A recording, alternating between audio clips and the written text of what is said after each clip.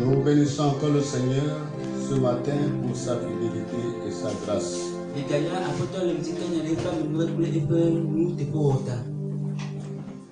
profitons de cette occasion pour adresser nos vives salutations à tous nos frères et sœurs de l'église de Badago.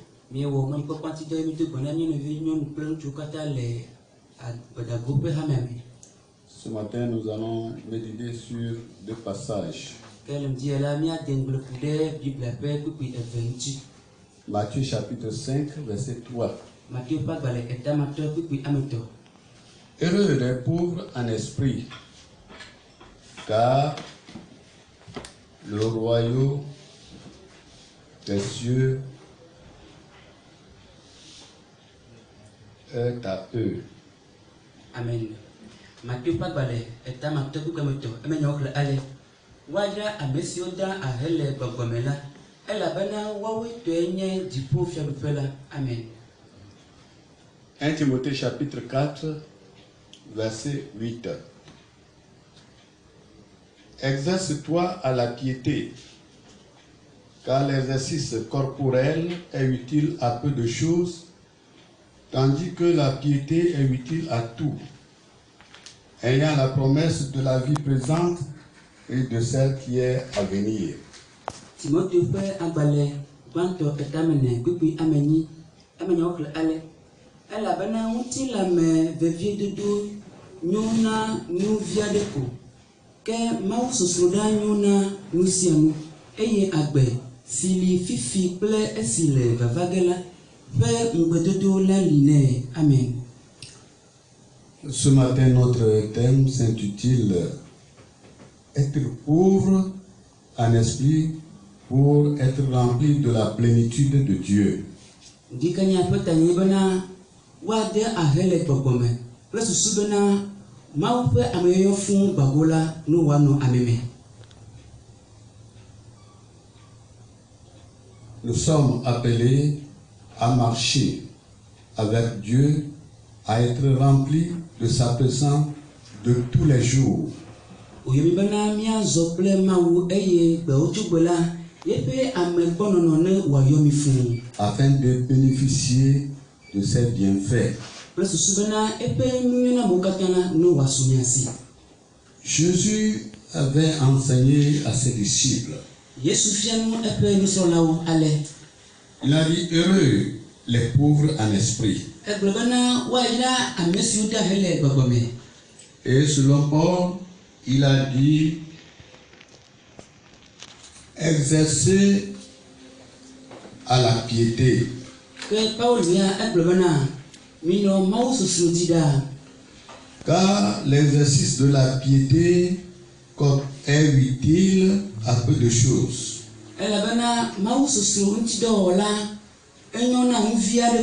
L'exercice corporel est utile à peu de choses. Tandis que la piété est utile à tout, ayant la promesse de la vie présente et de celle qui est à venir.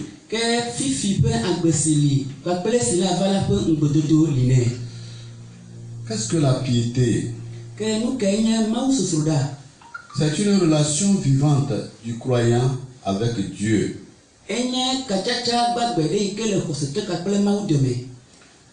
Cette piété est caractérisée par la crainte, le respect et la confiance en Dieu.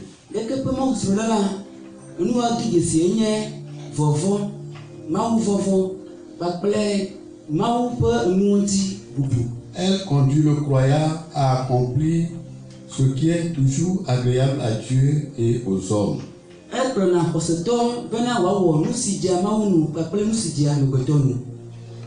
Alors dans le monde où nous vivons, nous nous appliquons à satisfaire les appétits du corps et nous n'accordons pratiquement aucune attention à notre âme.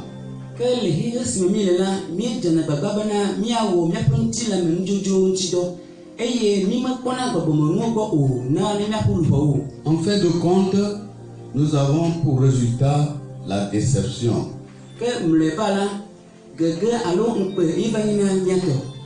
Nous sommes rassasiés physiquement et matériellement, alors que spirituellement, nous sommes faibles, anémiques et chétifs.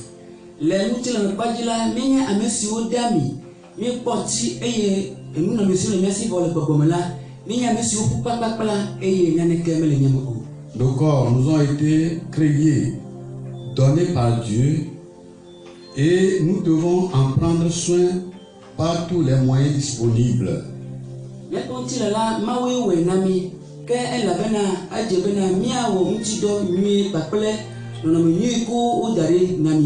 Mais il est encore plus important de soigner notre âme.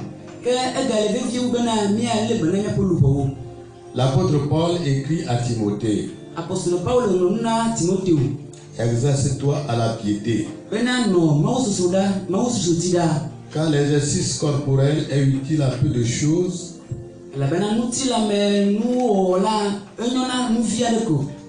tandis que la piété est utile à tout, ayant la promesse de la vie présente et celle qui est à venir.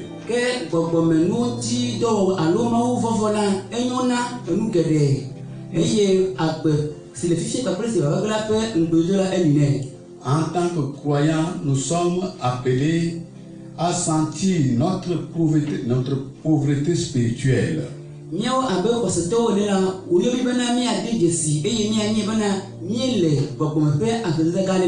Et nous sommes appelés à rechercher la piété, à marcher dans la crainte avec Dieu, à rechercher à vivre sa présence de tous les jours.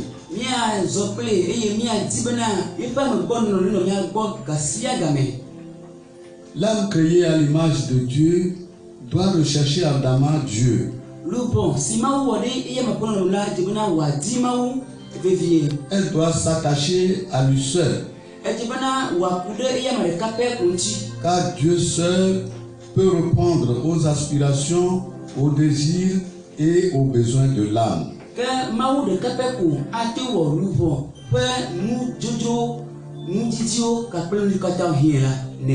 Dans ce monde, nous pouvons avoir tout ce que l'homme peut posséder et ne pas posséder le bonheur.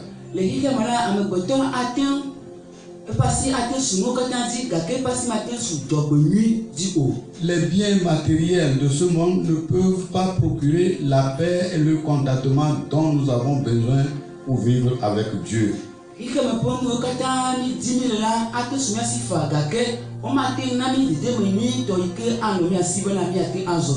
Pourquoi? Simplement parce que nous nous sommes occupés de notre corps à l'exclusion de notre âme.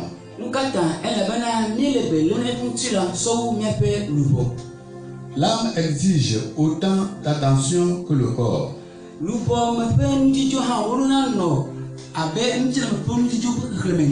Elle exige la communion avec Dieu. Elle a besoin d'adoration et de méditation de la parole de Dieu qui est sa nourriture de tous les jours.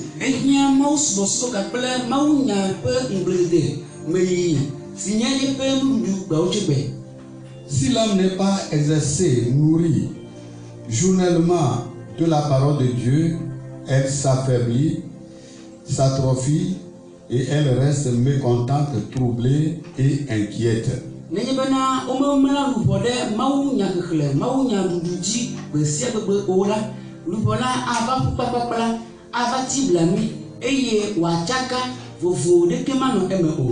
On a constaté que beaucoup de gens dans le monde qui ne sont pas chrétiens, qui sont privés du salut, ont beaucoup de richesses, mais cette richesse ne leur a pas procuré de la joie.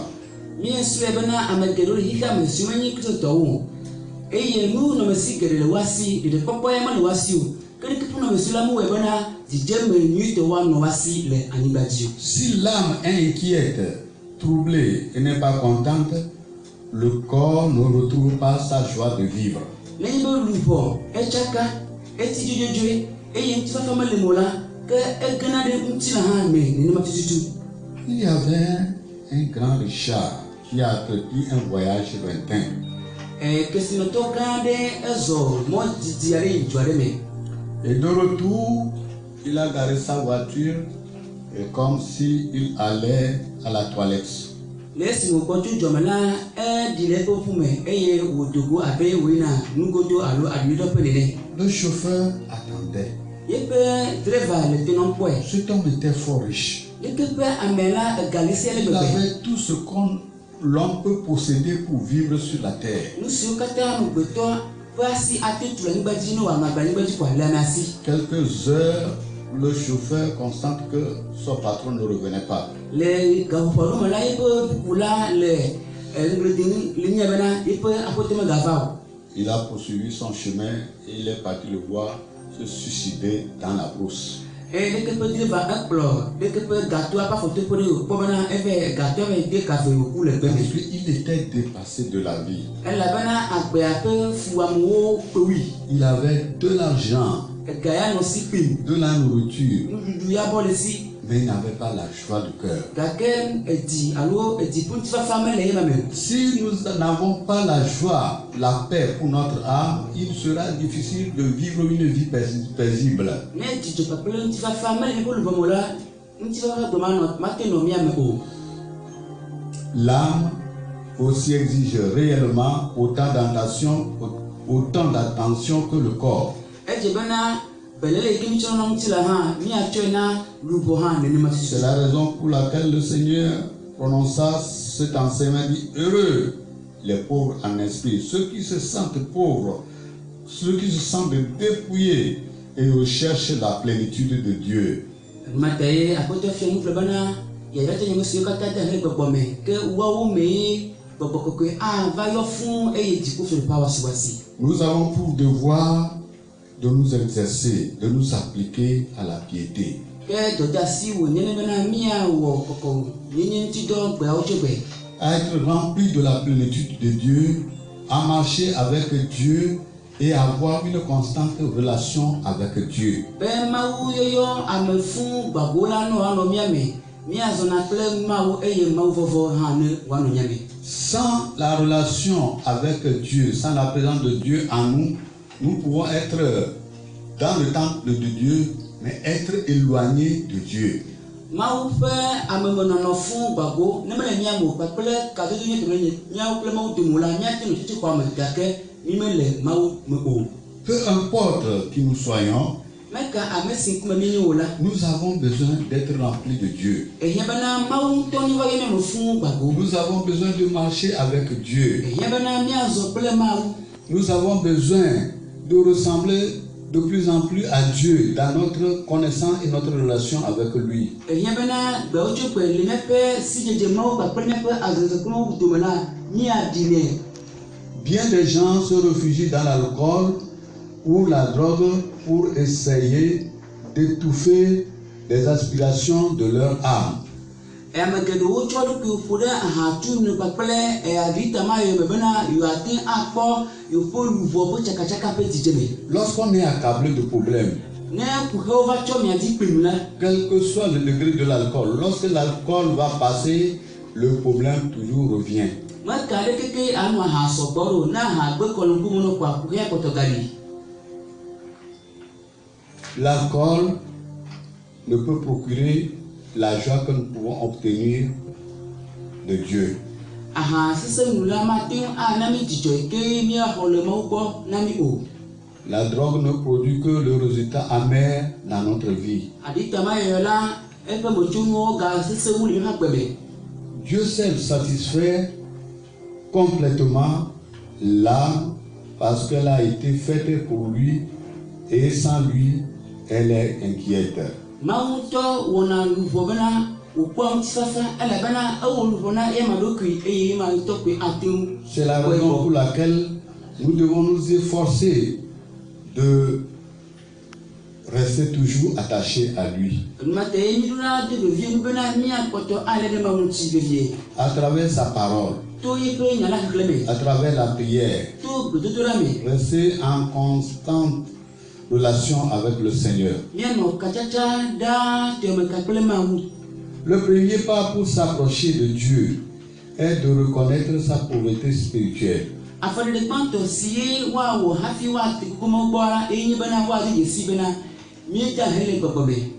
Les pauvres en esprit ne mesurent pas la valeur de la vie d'après les possessions terrestres qui sont éphémères.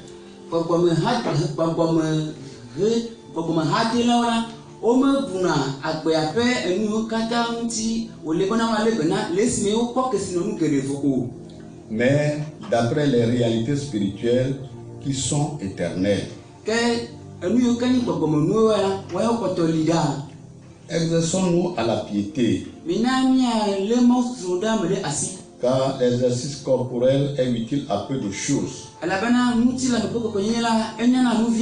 Mais l'exercice de la piété est utile à la vie présente, ayant la promesse de la vie présente et de celle qui est à venir.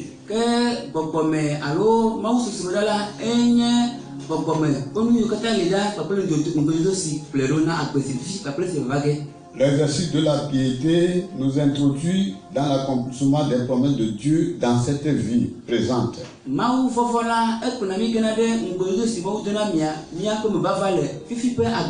Et l'exercice de la piété nous introduit aussi dans les promesses de la vie à venir. Dans le principe de Dieu, le dépouillement de soi vient avant la plénitude.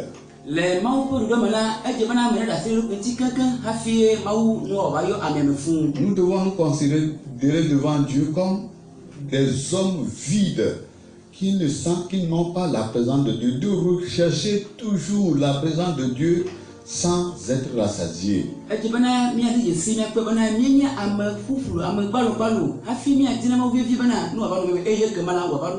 Car le dépouillement de soi vient avant la plénitude.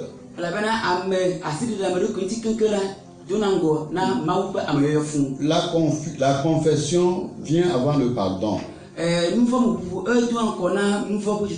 Nous devons sentir notre faiblesse, notre petitesse devant les péchés, les manquements de tous les jours.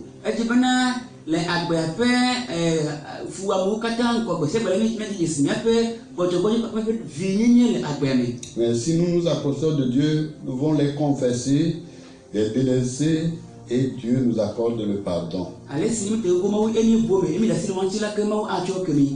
Et la pauvreté aussi vient avant la richesse. Le Seigneur promet un vrai bonheur à ceux qui reconnaissent leur pauvreté spirituelle.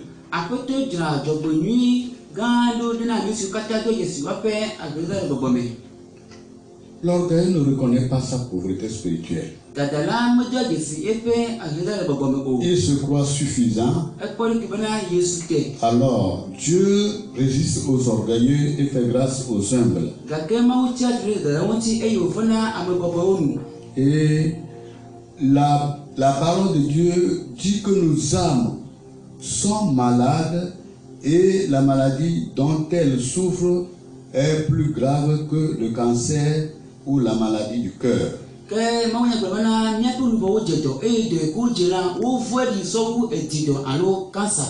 Cette maladie est le fléau qui provoque toutes les difficultés de notre monde.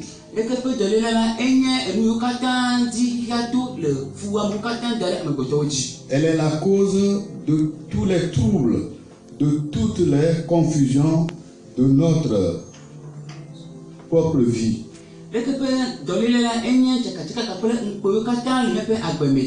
Cette maladie dont souffre chacun de nous s'appelle le péché.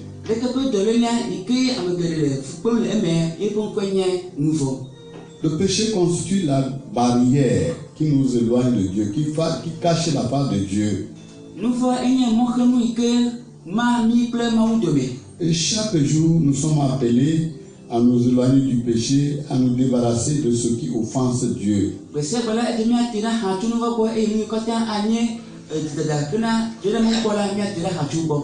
La lecture de la parole de Dieu nous fait éloigner du péché. Le manque de lire la Bible nous fait rapprocher plus du péché. Nous sommes dans l'obligation de rechercher Dieu à travers sa parole en la lisant quotidiennement afin d'appliquer cette parole dans nos cœurs afin de ne pas pécher contre le Seigneur.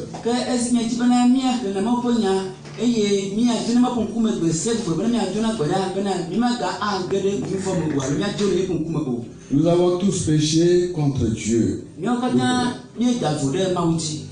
le Créateur du ciel et de la terre. Un Dieu saint et juste ne peut laisser subsister le péché en sa présence. Désormais, le péché a séparé l'homme de Dieu.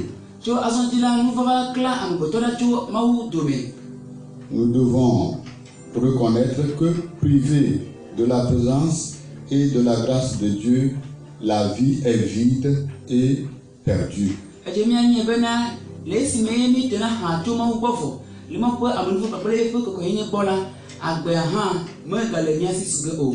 Le deuxième pas à faire pour retrouver le bonheur, la paix et la satisfaction, est de confesser nos péchés.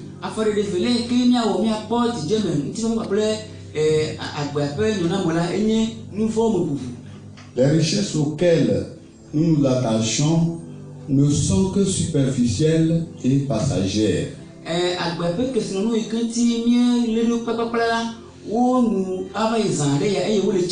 Et ces richesses ne peuvent satisfaire pleinement en aucun cas nos âmes. Dans Romains 14, verset 17, il est dit, le royaume de Dieu, ce n'est pas le manger et le boire.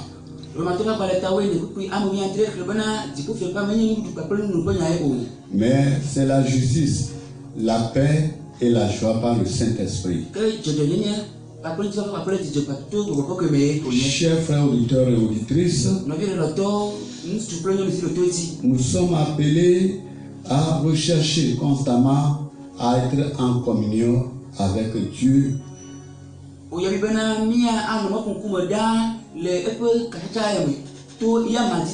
Dieu est le seul remède qui peut donner la vraie joie, la satisfaction et le vrai bonheur à l'âme qui le recherche.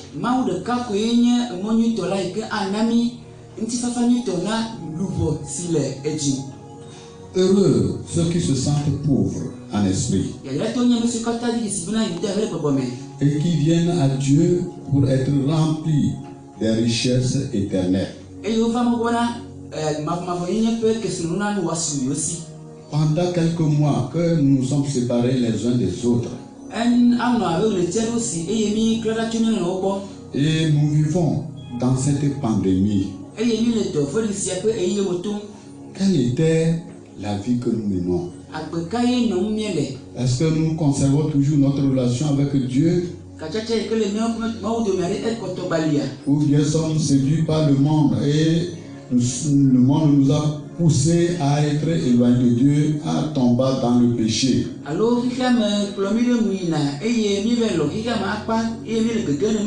Aujourd'hui, beaucoup ont oublié Dieu et se sont tombés dans l'iniquité.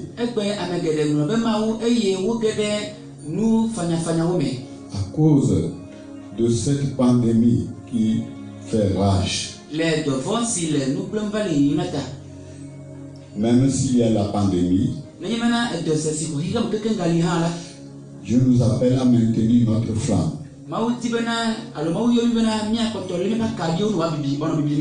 Dieu nous appelle à garder notre foi. C'est pendant les périodes les plus difficiles que Dieu peut reconnaître son vrai croyant.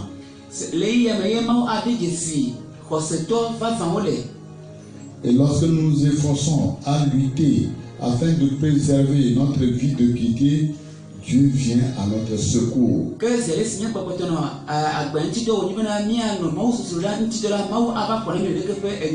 Ne nous laissons pas intimider par le péché, mais luttons de manière à percevoir la clarté de l'évangile.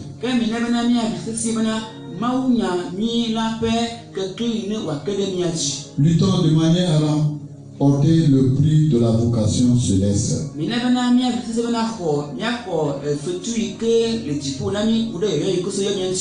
Luttons à ce que nous retrouvions notre place parmi les vainqueurs. Ceux qui vaincront hériteront les promesses que Dieu nous a faites dans le livre de l'Apocalypse.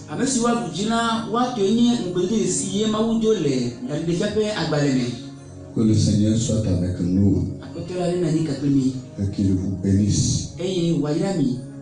Amen. Nous allons prier ce soir nous-mêmes. Et après nous allons prier pour nos frères et sœurs en Christ. En quelques lieux où ils se trouvent. Que le Seigneur puisse les visiter. Que le Seigneur puisse les secourir. Et qu'ils tiennent leurs mains pour les redresser afin qu'ils soient gardés debout. Nous allons prier. Seigneur notre Dieu, notre Père, nous bénissons ton nom. C'est toi qui nous as aimés avant la fondation du monde. Tu nous as rachetés par le sang précieux de notre Seigneur Jésus-Christ. Et tu nous as gardés. Et tu nous as fortifiés. Et même lorsque le monde tremble, tu es toujours avec nous. Nous demandons que tu tiennes notre main afin de marcher devant nous, pour nous aider à franchir tous les obstacles de la vie. Nous prions pour les frères et sœurs qui sont devant les tentations présentes. Nous demandons que tu viennes à leur aide. Tu les secours et tu tiennes leurs mains. Là où ils sont faibles, donne-leur la force. Affermis leur foi et garde-les en ton nom. Tu as dit que tu ne nous délaisseras point. Mais à cause de ton amour, à cause de ta victoire sur la croix, aide-nous à marcher de jour en jour dans la victoire. Quelles que soient les tentations qui nous envahissent ça et là,